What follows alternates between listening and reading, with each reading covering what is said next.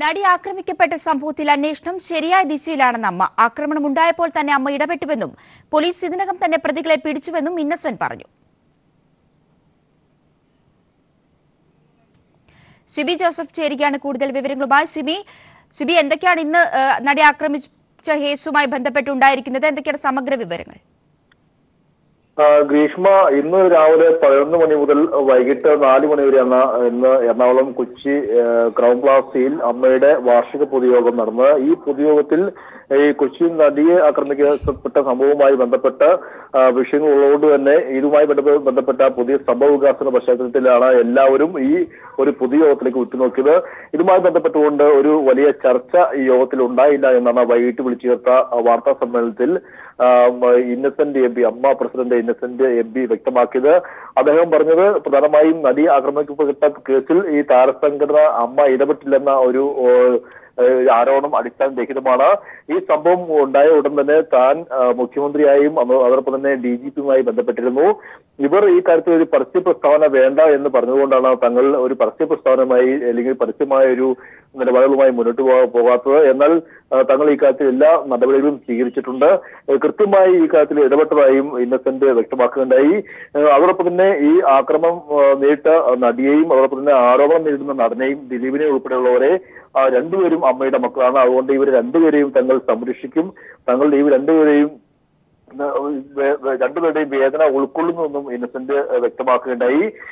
അതോടൊപ്പം തന്നെ അമ്മയിലെ ഈ അംഗങ്ങൾ ഒറ്റക്കെട്ടാണെന്ന് KB ഗണേഷ് കുമാർ MLA പറഞ്ഞു. അംഗങ്ങളിലെ ഒരു നടനെയും അല്ലെങ്കിൽ ദിലീപിനെ ഉൾപ്പെടെയുള്ളവരെ ഈ കേസുമായി ബന്ധപ്പെട്ടുകൊണ്ട് അപകീർത്തിപ്പെടുത്താനോ അല്ലെങ്കിൽ വേട്ടയാടാനോ സമ്മതിക്കില്ലെന്ന് KB ഗണേഷ് കുമാർ വ്യക്തമാക്കുകയുണ്ടായി. അതിനെതിരെ ഈ നടിക്കെതിരെ ഉണ്ടായ ഈ പരാമർശം മാധ്യമങ്ങൾ വളച്ചൊടിച്ചാണെന്ന് ദിലീപ് പറയുകയുണ്ടായി. ഈ കാര്യം എങ്കിലും ഈ കാര്യത്തിൽ താൻ ഖേദം പ്രകടിപ്പിച്ചിട്ടുണ്ടെന്നും ദിലീപ് വ്യക്തമാക്കുകയും ചെയ്തു.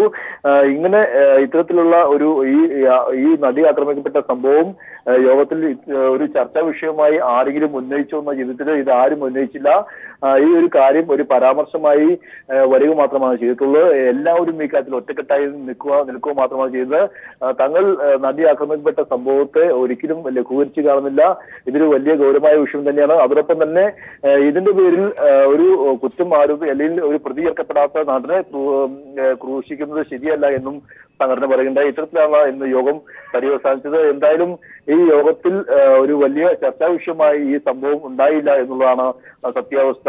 ഗ്രീഷ്മ, വ്യക്തമാണ്. സിബി ജോസഫാണ് വിവരങ്ങൾ നൽകിയത്. നടിക്കെതിരായ പരാമർശത്തിൽ ഖേദം പ്രകടിപ്പിച്ചു ദിലീപ്. താൻ പറഞ്ഞത് തെറ്റായി വ്യാഖ്യാനിക്കുകയായിരുന്നുവെന്നും ദിലീപ് പറഞ്ഞു. നമ്മൾ കൂട്ടുകുടുംബം ശ്രദ്ധിക്കണം. ഒരുമിച്ച് വർക്ക് ചെയ്തിരുന്ന ആൾക്കാരാണ്. സൗഹാർദ്ദപരമായി എന്ന് പറഞ്ഞാൽ ഞങ്ങൾ യൂണിറ്റിൽ പരിചയപ്പെട്ട് ഒരുമിച്ച് വർക്ക് ചെയ്യുമ്പോഴുള്ള കാര്യമാണ് പറഞ്ഞത്. ഒരുപാട് ദിവസം വർക്ക് ചെയ്തു എന്നുള്ളത് മാത്രമേ ഞാൻ പറഞ്ഞുള്ളൂ.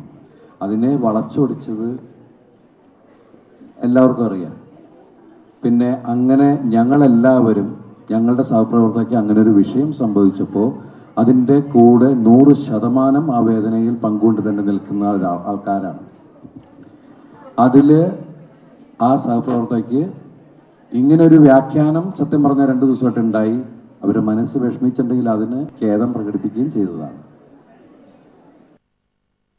ദിലീപ് വിഷയത്തിൽ സംഘടന ഇടപെടേണ്ട സാഹചര്യം ഇപ്പോൾ ഇല്ലെന്ന് നടൻ സിദ്ദിഖ് പ്രതികരിച്ചു.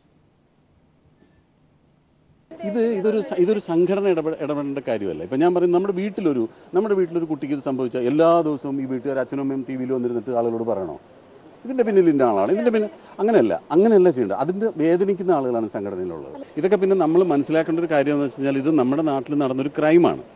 ഒരു ക്രൈം നടന്നു എന്നുള്ളത് വളരെ വ്യക്തമാണ്. ആ ക്രൈം ചെയ്ത ആളെ പോലീസ് അറസ്റ്റ് ചെയ്തിട്ടുണ്ട്. അയാളുടെ കുറ്റപത്രം തയ്യാറാക്കി കോടതിയിൽ സമർപ്പിച്ചിട്ടുണ്ട്. ഇനി അതിൻ്റെ വിചാരണ നടക്കണം.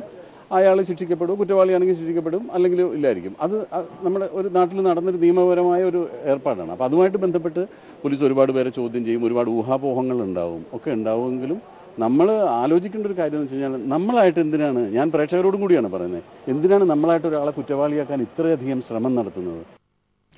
നടിയെ ആക്രമിച്ച വിഷയം അമ്മ യോഗത്തിൽ ഉന്നയിച്ചതായി വിമൻ ഇൻ കളക്റ്റീവ്. എന്നാൽ വിഷയം ചർച്ച ചെയ്തില്ലെന്ന് റിമ കല്ലേകൾ പറഞ്ഞു. നിലപാട് പറഞ്ഞു. WCC വളരെ വളരെ കൃത്യമായിട്ട് ഞങ്ങൾ പറയുകയും ചെയ്തു. അമ്മ വളരെ കൃത്യമായിട്ട് എല്ലാ സപ്പോർട്ടും പിന്തുണയും തന്നിട്ടുണ്ട്. മാക്ടിക്കും ഫെഫ്കിക്കും അമ്മയ്ക്കും ഞങ്ങൾ ലെറ്റർ അയച്ചിരുന്നു. അവർ നേരത്തെ തന്നെ റിപ്ലൈ തന്നിരുന്നു. ഇപ്പോൾ അമ്മയും എല്ലാവരും, അമ്മയ്ക്കാണെങ്കിലും ലാലേട്ടനാണെങ്കിലും എല്ലാവരും യോഗത്തിൽ ചർച്ച ചെയ്തു എന്ന് തന്നെയാണ് ഞങ്ങൾ പറയുന്നത്. അവർ ഇന്നലെ എക്സിക്യൂട്ടീവ് മീറ്റിംഗിൽ ഞങ്ങൾ കൊടുത്ത ലെറ്റർ ചർച്ചയ്ക്ക് വെച്ചിരുന്നു. അവരിത് കൃത്യമായി പഠിച്ചിട്ട് ഇന്ന് എല്ലാ രീതിയിലുള്ള പിന്തുണയും ഞങ്ങൾക്ക് തന്നിട്ടുണ്ട്. അമ്മയിലെ താരങ്ങളെല്ലാവരും തമ്മിൽ നല്ല ബന്ധമാണെന്നും ദിലീപ് നല്ല മനുഷ്യനാണെന്നും നവ്യ നായർ പ്രതികരിച്ചു. പിന്നെ ഡെഫിനറ്റ്ലി ഞങ്ങൾ ഫ്രണ്ട്സ് അല്ലേ, ദിലീപേട്ടനും എല്ലാവരും ഞങ്ങളെല്ലാവരും ഫാമിലി അല്ലേ. ഡെഫിനറ്റ് ആയിട്ടും ഇതെന്തായാലും ചർച്ചയിൽ ഉണ്ടാവില്ല. നമ്മളെല്ലാവരും അതെന്താണെന്ന് അറിയാൻ നോക്കുന്നുണ്ടല്ലോ. ഞാൻ അതിൻ്റെ ശരിക്കും എന്താ ദിലീപേട്ടൻ പറഞ്ഞതാണോ എന്നുള്ളത് എനിക്ക് അറിയില്ല. സലീമേട്ടൻ അതിന് മാപ്പും പറഞ്ഞല്ലോ. അപ്പോൾ പിന്നെ ആ പ്രശ്നം അവിടെ തീർന്നു. എല്ലാം കിട്ടും, പോലീസിൻ്റെ കയ്യിലല്ലേ. പോലീസ് അത് വേണ്ട പോലെ എല്ലാം ചെയ്യും. എന്തായാലും ദിലീപേട്ടൻ നല്ല മനുഷ്യനാണ്. നടിയെ ആക്രമിച്ച കേസിൽ ഗൂഢാലോചനയില്ലെന്ന് മുഖ്യമന്ത്രി അന്ന് പറഞ്ഞത് അന്ന് ലഭിച്ച വിവരങ്ങളുടെ അടിസ്ഥാനത്തിലാണെന്ന് കോടിയേരി ബാലകൃഷ്ണൻ. അന്വേഷണം ശരിയായ ദിശയിലാണ് പോകുന്നതെന്നും കോടിയേരി പ്രതികരിച്ചു. ഇന്ന് കിട്ടിയിട്ടുള്ള ചില വിവരങ്ങളെ അടിസ്ഥാനമാക്കി മുഖ്യമന്ത്രി പറഞ്ഞതാണ്. അന്ന് കോൺസ്പിറസി സംബന്ധിച്ചൊരു വിവരമില്ല. പിന്നീടാണ് അത് സംബന്ധിച്ച് ആക്ഷേപം ഉണ്ടായത്. ഏതൊരു പ്രശ്നത്തിലും പുതിയ കാര്യങ്ങൾ വെളിപ്പെടുകയോ പുതിയ സംഭവങ്ങൾ പുറത്തു വരികയോ ചെയ്യുമ്പോൾ അത് സംബന്ധിച്ച് അന്വേഷിക്കും. അതിൽ യാതൊരു തെറ്റുമില്ല. പോലീസിൻ്റെ അന്വേഷണ കാര്യത്തിൽ CPM ഇടപെടില്ല. ഒരാളെ ചോദ്യം ചെയ്യാൻ എത്ര മണിക്കൂർ എടുക്കണം, എത്ര മണിക്കൂർ ചോദ്യം ചെയ്യാം എന്നൊക്കെ പാർട്ടി നിർദ്ദേശപ്രകാരം ചോദ്യം ചെയ്യുന്നൊരു ഭരണമല്ല ഇവിടെ. നടിയെ ആക്രമിച്ച സംഭവത്തിനു പിന്നിലെ ഗൂഢാലോചനയെക്കുറിച്ചുള്ള അന്വേഷണത്തിന്റെ ഭാഗമായാണ് ദിലീപിനെയും നാദിർഷയെയും ചോദ്യം ചെയ്തതെന്ന് അന്വേഷണ സംഘം. ആവശ്യമെങ്കിൽ ഇരുവരെയും ഇനിയും ചോദ്യം ചെയ്യുമെന്നും പോലീസ് വ്യക്തമാക്കി. എന്നാൽ മുഖ്യ കേസുമായി ദിലീപിനെ ബന്ധപ്പെടുത്താൻ ഉതകുന്ന തെളിവുകളൊന്നും ഇതുവരെ അന്വേഷണ സംഘത്തിന് ലഭിച്ചിട്ടില്ലെന്നാണ് വിവരം. പൾസറിനെ അറിയില്ലെന്നാണ് ഇന്നലത്തെ ചോദ്യം ചെയ്യലിൽ ദിലീപ് നൽകിയ മൊഴി. നടിയുമായി സമീപകാലത്തായി സൗഹൃദത്തിലല്ലായിരുന്നെന്നും മൊഴിയിലുണ്ട്.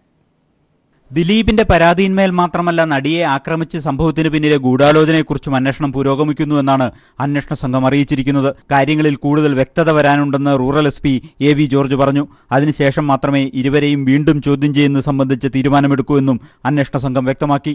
ഇതിനിടെ ഇന്നലെ നടന്ന ചോദ്യം ചെയ്യലിന്റെ കൂടുതൽ വിവരങ്ങൾ പുറത്തുവന്നു. ദിലീപിനോട് അന്വേഷണ സംഘം പ്രധാനമായും ചോദിച്ചത് പൾസർ സുനിയുമായുള്ള ബന്ധത്തെക്കുറിച്ചായിരുന്നു. സുനിൽകുമാറിനെ അറിയില്ലെന്നായിരുന്നു ദിലീപിന്റെ മറുപടി. ദിലീപിന്റെ ഷൂട്ടിംഗ് ലൊക്കേഷനിൽ പൾസർ സുനി എത്തിയ വിവരം ചൂണ്ടിക്കാട്ടിയപ്പോൾ അക്കാര്യം തനിക്കറിയില്ലെന്നും തന്റെ ശ്രദ്ധയിൽപ്പെട്ടിട്ടില്ലെന്നും ദിലീപ് വ്യക്തമാക്കി. നടി ആക്രമിക്കപ്പെട്ട വിവരം താൻ അറിഞ്ഞത് സുഹൃത്തിൽ നിന്നാണെന്ന് ദിലീപ് പറഞ്ഞു. ഫോണിൽ ബന്ധപ്പെടാൻ ശ്രമിച്ചെങ്കിലും നടി തയ്യാറായില്ല.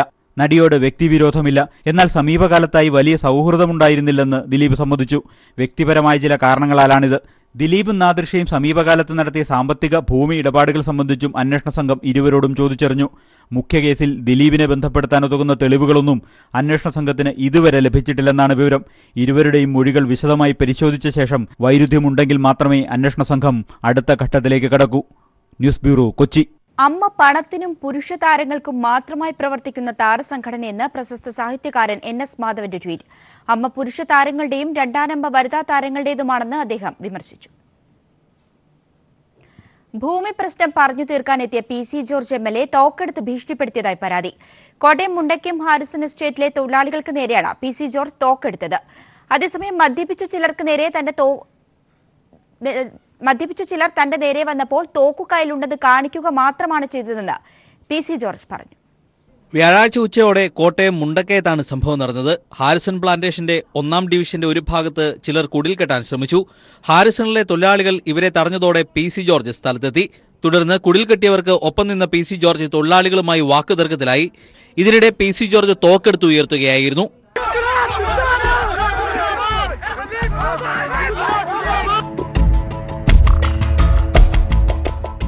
എന്നാൽ പ്രശ്നം പറഞ്ഞു തീർക്കാൻ ചെന്ന തന്നെ മദ്യപിച്ച ചിലർ വളഞ്ഞപ്പോഴാണ് തോക്കെടുത്ത് കാണിച്ചതെന്നാണ് PC ജോർജ് പറയുന്നത്. പറ്റില്ല, അവിടെ ഈ ഉണ്ടായുധം കാണിച്ച തൊഴിലാളികളുടെ 5 നേതാക്കന്മാർ വന്ന് എന്നോട് ക്ഷമയും പറഞ്ഞ് ഇന്ന് രാത്രി 8 മണി ചർച്ച ചെയ്യാൻ വരാമെന്ന് പറഞ്ഞിരിക്കുക. അവർ ചർച്ച ചെയ്ത് ഈ പ്രശ്നം പരിഹരിക്കപ്പെടുന്നുള്ള മനപ്രയാസമുള്ള രാഷ്ട്രീയക്കാരനാണ് ഇപ്പൊ ഈ വൃത്തിയായ വാർത്ത കൊടുക്കുന്നത്, അല്ല വേറെ ആരും കൊടുക്കാനാ. അത് അവർ 5 പേരും വരുമെന്ന് പറഞ്ഞിരിക്കുക എന്നോട്. PC ജോർജിനെതിരെ നിയമ നടപടി സ്വീകരിക്കാനാണ് തൊഴിലാളികളുടെ നീക്കം. നേരത്തെ ഈരാറ്റുപേട്ടയിൽ വെച്ചും സമാനമായ രീതിയിൽ PC ജോർജ് തോക്കെടുത്തിട്ടുണ്ട്. ലൈസൻസ് ഉള്ള തോക്കാണെങ്കിലും പ്രശ്നങ്ങൾ പരിഹരിക്കാൻ ഒരു ജനപ്രതിനിധി തോക്കെടുക്കുന്നത് ശരിയാണോ എന്ന ചോദ്യമാണ് ഉയരുന്നത്. News bureau, Kottayam. ക്രൈസ്തവ സഭാ നേതാക്കളുമായി മുഖ്യമന്ത്രി പിണറായി വിജയൻ കൂടിക്കാഴ്ച നടത്തി. മതന്യൂനപക്ഷങ്ങൾക്കുള്ള ആനുകൂല്യങ്ങൾ തുല്യമായും ജനാധിപത്യപരമായും എല്ലാ വിഭാഗം ക്രൈസ്തവർക്കും നൽകണമെന്നും മതമേലധ്യക്ഷന്മാർ ആവശ്യപ്പെട്ടു. പുതിയ മദ്യനയത്തിലുള്ള ആശങ്കയും ഇവർ മുഖ്യമന്ത്രിയെ അറിയിച്ചു. LDF സർക്കാർ ഒരു വർഷം പിന്നിടുമ്പോഴുള്ള ജനസമ്പർക്കത്തിന്റെ ഭാഗമായായിരുന്നു കൂടിക്കാഴ്ച. പ്രമുഖ ക്രൈസ്തവ വിഭാഗം നേതാക്കളും ബിഷപ്പുമാരും യോഗത്തിൽ പങ്കെടുത്തു. കാനം രാജേന്ദ്രനെ തള്ളി റവന്യൂ മന്ത്രി. മൂന്നാർ വിഷയത്തിൽ മുഖ്യമന്ത്രി വിളിച്ച യോഗത്തിൽ പങ്കെടുക്കുന്ന കാര്യത്തിൽ തീരുമാനം പിന്നീടെന്ന് റവന്യൂ മന്ത്രി ഇ ചന്ദ്രശേഖരൻ പറഞ്ഞു. പാർട്ടി സെക്രട്ടറി പറഞ്ഞത് അദ്ദേഹത്തിന്റെ നിലപാടാണെന്നും തന്റെ നിലപാട് താൻ തീരുമാനിക്കുമെന്നും ചന്ദ്രശേഖരൻ പറഞ്ഞു. അതേസമയം മൂന്നാർ വിഷയത്തിൽ CPM-ഉം CPI-യും തമ്മിൽ അഭിപ്രായ ഭിന്നതയില്ലെന്ന് കോടിയേരി ബാലകൃഷ്ണൻ പ്രതികരിച്ചു. മൂന്നാർ ഭൂമി പ്രശ്നത്തിൽ CPI-യിലുണ്ടായ വ്യത്യസ്ത അഭിപ്രായം വ്യക്തമാക്കുന്നതായിരുന്നു റവന്യൂ മന്ത്രിയുടെ പ്രതികരണം. ജൂലൈ 1-ന് മുഖ്യമന്ത്രി വിളിച്ച യോഗത്തെ സംബന്ധിച്ച് CPI സംസ്ഥാന സെക്രട്ടറി കാനം രാജേന്ദ്രൻ നടത്തിയ അഭിപ്രായമാണ് വിവാദമായതും റവന്യൂ മന്ത്രി ഇപ്പോൾ തള്ളിക്കളഞ്ഞതും. സെക്രട്ടറി പറഞ്ഞത് അദ്ദേഹത്തിന്റെ നിലപാടാണെന്നും തന്റെ നിലപാട് താൻ തീരുമാനിക്കുമെന്നും റവന്യൂ മന്ത്രി വ്യക്തമാക്കി. 1-ാം തീയതി വരാനിരിക്കുന്നതല്ലേ ഉള്ളൂ, ഇപ്പോൾ അതിനെപ്പറ്റി പറയേണ്ട കാര്യമില്ല. അതെ, 1-ാം തീയതി വരട്ടെന്ന്. നിങ്ങൾക്ക് 1-ാം തീയതി ഉണ്ടല്ലോ. അതെ, അതെ, അത് ഞാൻ അപ്പോൾ തീരുമാനിക്കും. പാർട്ടി സെക്രട്ടറി പറയണ്ടേ, പാർട്ടി സെക്രട്ടറി പറയും. എന്റെ നിലപാട് ഞാൻ തീരുമാനിക്കും. LDF ഇടുക്കി നേതൃത്വം നൽകിയ നിവേദനത്തിന്റെ അടിസ്ഥാനത്തിലാണ് മുഖ്യമന്ത്രി യോഗം വിളിച്ചത്. യോഗവിവരം മുഖ്യമന്ത്രിയുടെ ഓഫീസ് റവന്യൂ സെക്രട്ടറിയെ അറിയിക്കുകയും മന്ത്രിയെ നേരിട്ട് അറിയിക്കുകയും ചെയ്തിരുന്നു. ജില്ലാതല LDF-ന്റെ ആവശ്യപ്രകാരമുള്ള യോഗം വിവാദമാക്കേണ്ടതില്ലെന്ന് CPI-എം സംസ്ഥാന സെക്രട്ടറി കോടിയേരി ബാലകൃഷ്ണൻ പറഞ്ഞു. CPI-ക്ക് വ്യത്യസ്തമായ അഭിപ്രായങ്ങളുണ്ടെങ്കിൽ അത് ശ്രദ്ധയിൽപ്പെടുത്തിയാൽ ആ കാര്യം പരിശോധിക്കുകയും ആവശ്യമായിട്ടുള്ള നടപടികൾ സ്വീകരിക്കുകയും ചെയ്യും. അത് അത്തരത്തിലുള്ള യാതൊരു പ്രശ്നവും CPM-ന്റെ മുമ്പിൽ CPI നേതൃത്വം ഇതുവരെ പെടുത്തിയിട്ടില്ല. എന്തെങ്കിലും പ്രശ്നങ്ങളുണ്ടെങ്കിൽ അത് ചർച്ച ചെയ്ത് പരിഹരിക്കും. ഇടുക്കി ഭൂപ്രശ്നത്തിൽ CPI ജില്ലാ സെക്രട്ടറി KK ശിവരാമനും മുതിർന്ന നേതാവ് CA കുര്യനും വ്യത്യസ്ത നിലപാടാണ് സ്വീകരിക്കുന്നത്. ഇത് CPI സംസ്ഥാന നേതൃത്വത്തെ പ്രതിസന്ധിയിലാക്കിയിട്ടുണ്ട്. Leslie John, news bureau, Thiruvananthapuram.